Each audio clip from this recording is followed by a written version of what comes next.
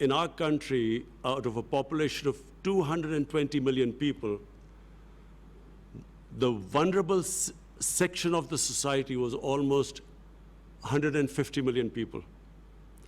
Non-formal sector, daily wages, weekly wages, whose family depended upon them earning money so that they could eat. So we then started this big cash handout, one of the biggest programs in Pakistan's history. We doled out $8 billion to stimulate our economy and, of course, to give cash to the most vulnerable section of our society. But the problem was, and the problem is, we have falling exports. We have falling remittances. We were trying to big, ambitious plans to revive our tourism sector. All this took a nosedive. And I know that this is the problem with most of the countries, but specifically the developing countries face this problem.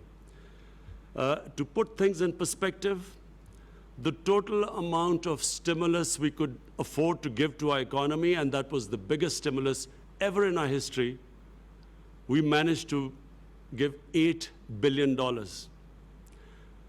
And so when you compare it with countries like the United States, from what I heard, they're giving $3 trillion, Germany $1 trillion, euros, Japan $1 trillion. The developing world, we calculated, has given $7 trillion to stimulate the economy.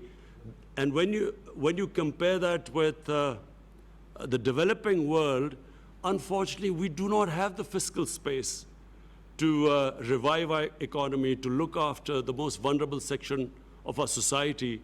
And in case of our country, we still have this huge, ambitious program of fighting climate change by planting 10 billion trees. So all this money got diverted into dealing with the effects of the coronavirus lockdown. So all I want to say is that it is very important for the developing world to, at this critical juncture, look after the people of the developing world which are struggling.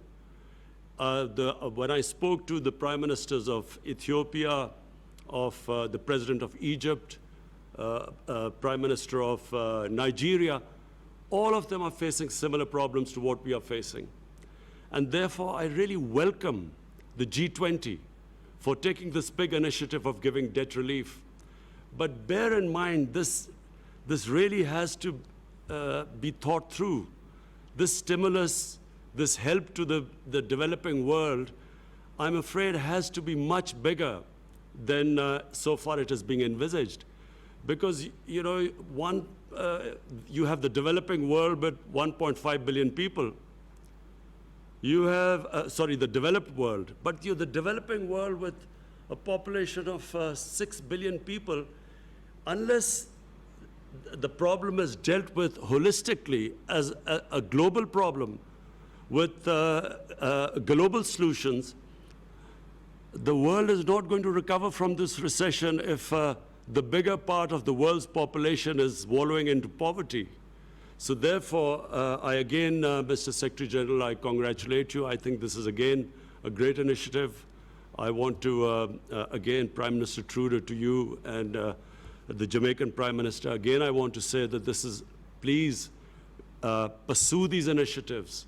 It is very important that the world, which became insular when COVID-19 hit the world, it's very important that the world now looks at this whole issue globally. And therefore, I'm sure if the developed countries put their minds together and treat this as a global situation, I think that we will all come out of it unscathed. Right now, things look bleak, but I think if we deal it as a global issue, I think that the world will come out of it. Thank you very much.